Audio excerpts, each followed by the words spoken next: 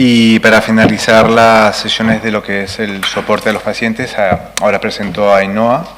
Ainhoa Videgaín es, con orgullo lo puedo decir, nuestra psicóloga en WOMI, y nos va a hablar del soporte psico-oncológico de los pacientes.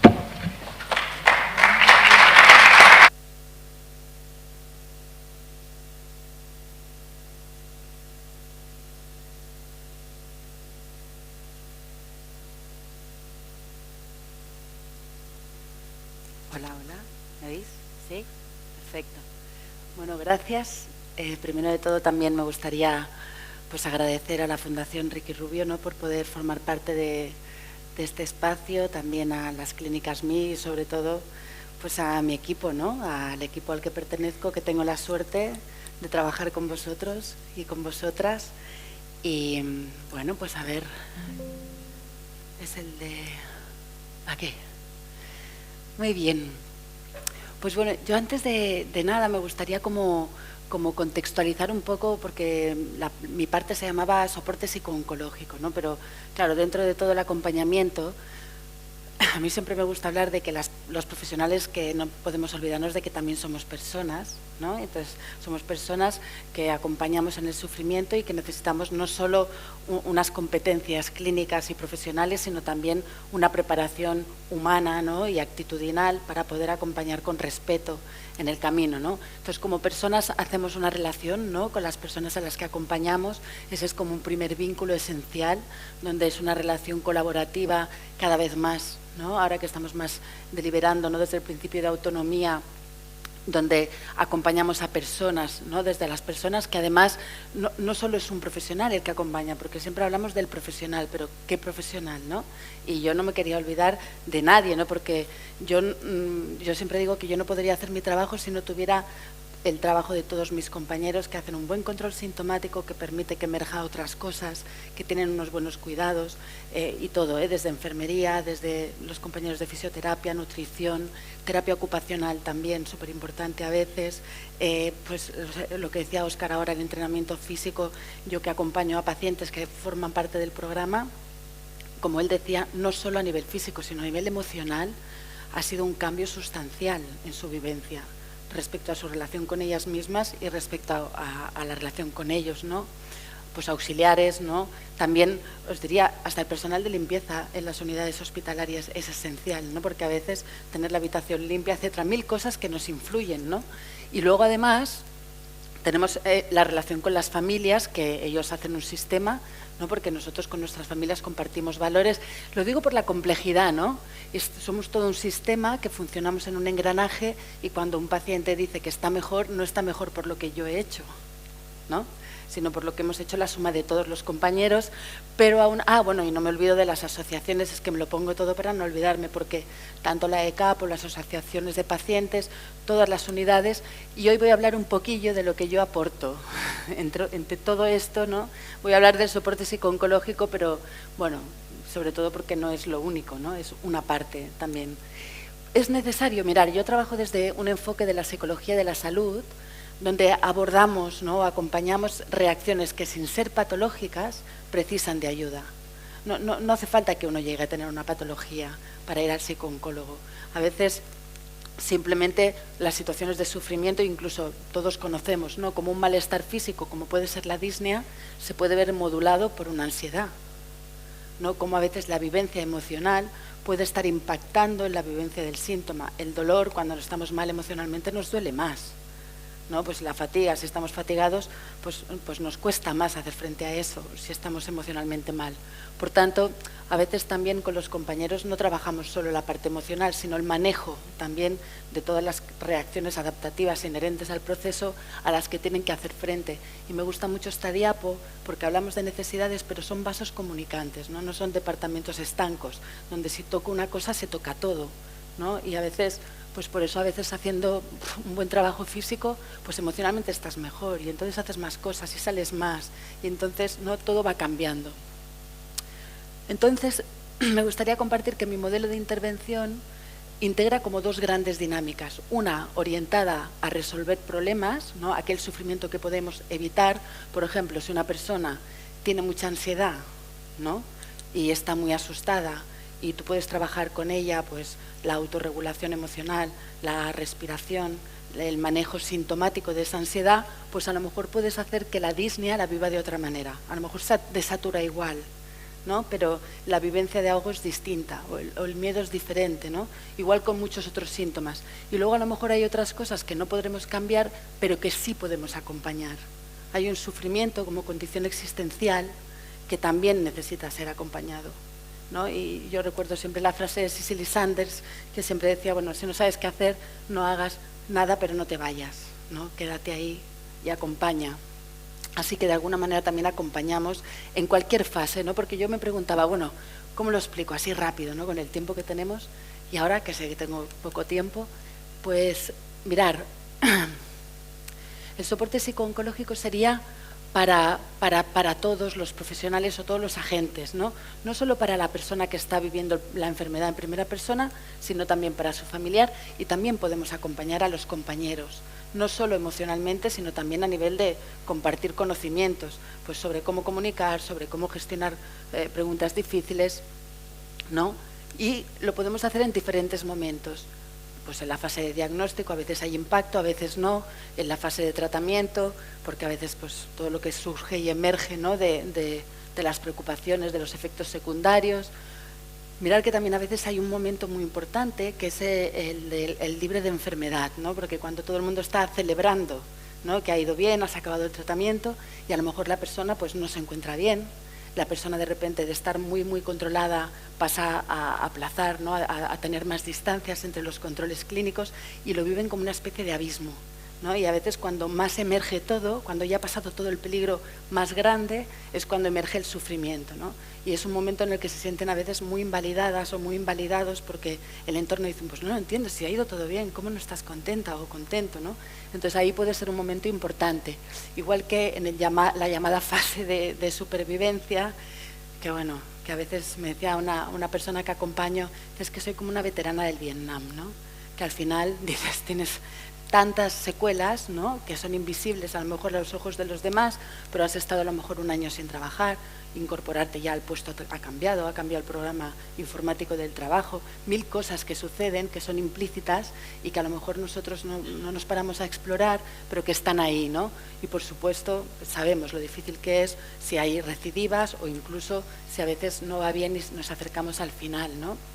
Así que podemos hacer un trabajo como desde la psicooncología con el paciente o con la familia.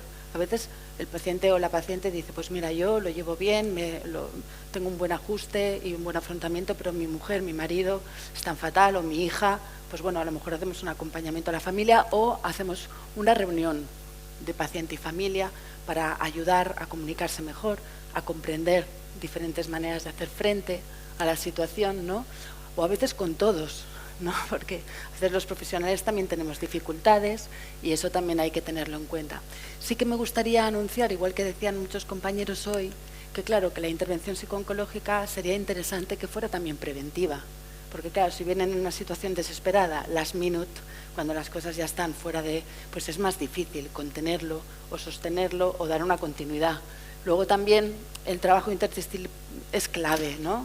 Porque yo a veces cuando trabajo también en mi consulta privada de manera externa, si no tengo un contacto con el profesional especialista que está acompañando el caso, voy más perdida, más coja, porque acompaño solo desde la vivencia del paciente. Y luego, pues si puede ser a lo largo del proceso, mucho mejor, no solo cuando las cosas se ponen fatal, ¿no? Sino cuando vamos en ello, ¿no? Por tanto, he utilizado, mira, hay un informe que publicaron en el 19, me he hecho una chuletilla, que viene de la ECAP y de la Fundación Más que Ideas, que hicieron como una recogida del impacto emocional más habitual que hay en los pacientes que viven un diagnóstico de cáncer de pulmón, ¿no? Entonces, ellos referían que entre la enfermedad y los tratamientos había un impacto tanto en la funcionalidad a veces y en la autonomía, como en la vida cotidiana, incluso en el estado psicológico y emocional, ¿no? De la persona que vivía este proceso, y que eso requería como una especie de trabajo de adaptación a la nueva realidad. Ahí nosotros podemos colaborar también de alguna manera, ¿Qué cosas referían? Pues hay una afectación física, ¿no? Hablan de síntomas, esto está recogido en el informe, y los 4 síntomas que más referían las personas que respondieron a esos cuestionarios fue la fatiga, el cansancio, bueno, la astenia, dolor, cambios en la imagen corporal, algunos referían pues cambios en el peso, cambios que les afectaban a su identidad, ¿no? Cambios por la dificultad de respirar, el no poder hacer lo mismo que hacían antes. Luego también en el informe se habla de afectación emocional que estaba modulada por la edad, ¿no? Decían que cuanto más jóvenes más impacto.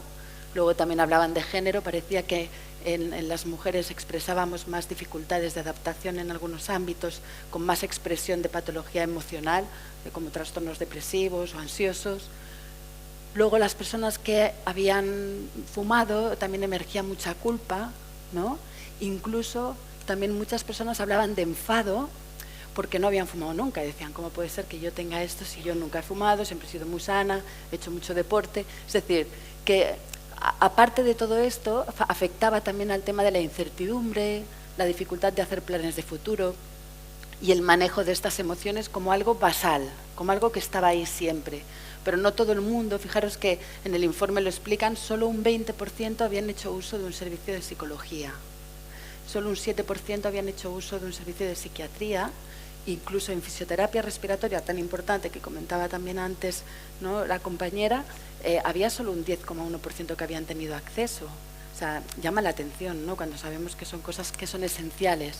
Y también hablaban de algunos estigmas que referían las personas, como la culpa, el sentirse juzgados, porque bueno, si has fumado, ¿no?, pues mira, esto es como tienes que pagar este peaje, ¿no? O la vergüenza también, bueno, lo referían así en el informe, pero en mi experiencia clínica lo que sí que he notado yo más o que han expresado más en consulta sobre todo es el tema de la culpa o ante la dificultad de dejar de fumar también ese sentimiento de vergüenza o de sentirse juzgada o juzgado, ¿no?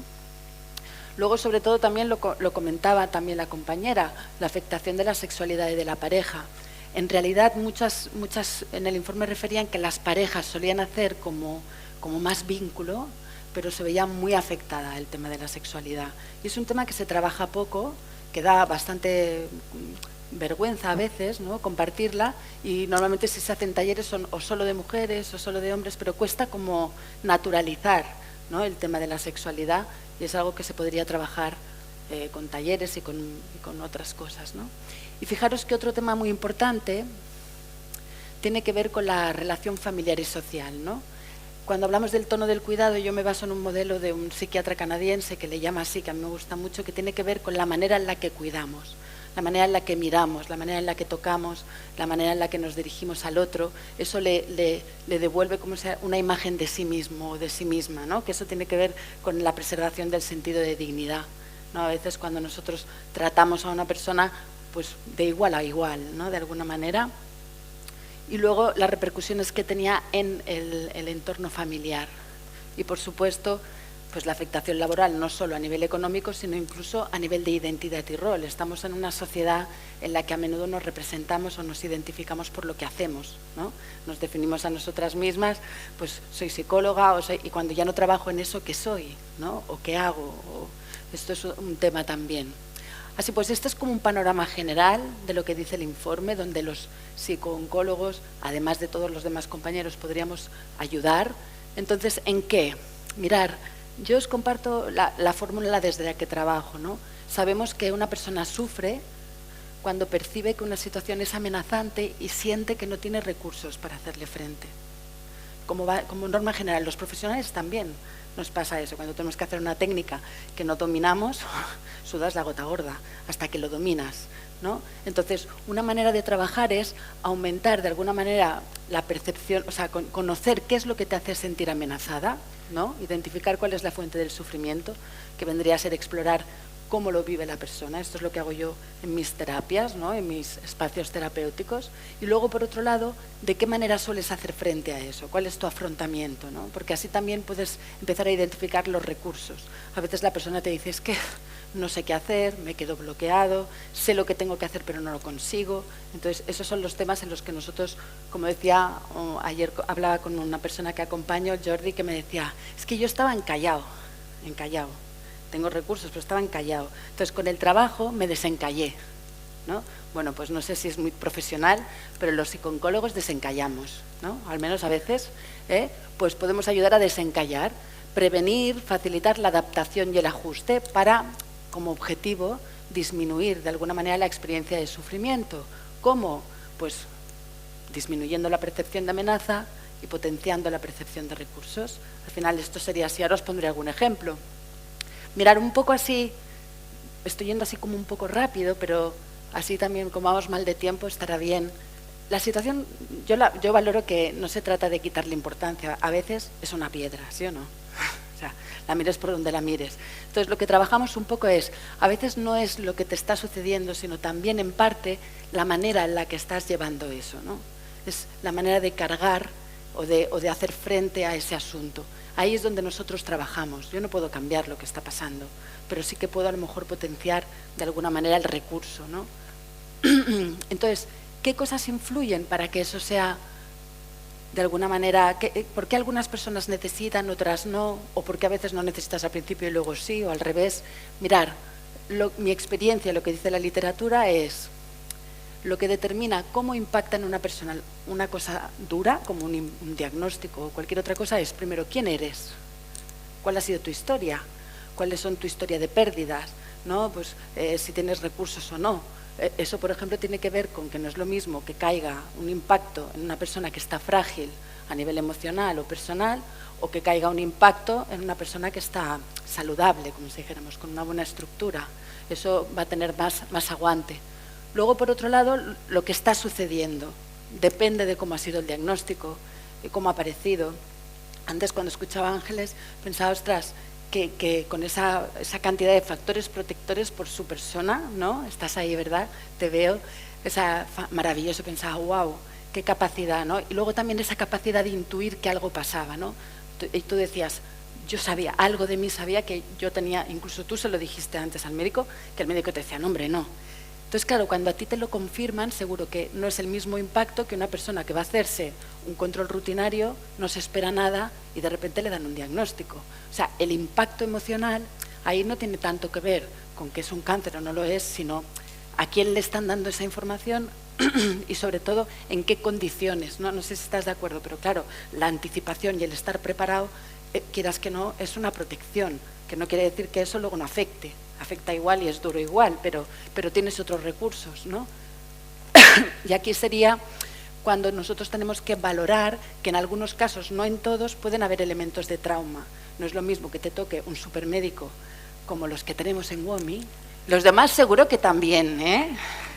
Pero claro, si te dan la información de una manera respetuosa, cuidadosa, progresiva, que te da tiempo a procesarla, hombre, te va a fastidiar igual, es una piedra igual, pero no es lo mismo que te la tiren a la cabeza que te la den en la mano. Entonces, eso va a modular el impacto, ¿no? Del mismo modo que no es lo mismo que te atiendan con cariño y con cuidado en el hospital de día, Zaida o Lorena, ¿no? O nuestra Gina, cualquiera de ellas, que te lo hacen con un cuidado, con un respeto, que de repente sientes en tu carne lo que es que sean compasivos y respetuosos y no que te traten como un saco de patatas o como un número. Eso va a influir, como si dijéramos en los factores circunstanciales, o llegar allí, que te sonrían Carmen y Monse y que te pregunten cómo estás. O sea, al final son detalles pequeños que te cuidan, que te devuelven tu dignidad como persona y que te hacen ser quien eres, ¿no? A pesar de lo que te pasa. Y luego también están los factores interpersonales. No va a ser el mismo impacto en una persona que tiene un buen apoyo, como os decía, unos buenos profesionales, familiares que les comprendan, que les ayuden, que les cuiden con cariño, que se sientan indignamente tratadas o tratados, o que no te respondan como tú necesitas. Todo eso va a influir, ¿no? De alguna manera, va a influir en que sea más traumático o menos. Entonces, nosotros lo que vamos a hacer es, por un lado, vamos a intentar aquello que podemos cambiar, quitarlo, como si dijéramos, de la mochila, ¿no? Para que no pese, y lo que no podemos cambiar vamos a intentar hacernos más grandes, ¿no? Nosotras y nosotros, potenciar la parte sana, conectar con la parte de nosotros que no está debilitada por la enfermedad, para potenciar al máximo nuestros recursos, ¿no?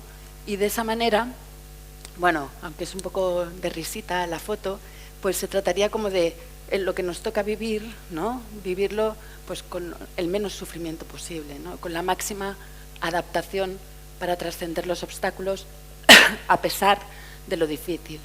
Y nada, y simplemente para cerrar, a mí me ayuda mucho como encuadrar la mirada y, como dice Castle, no olvidarnos que lo que sufren no son los cuerpos, son las personas.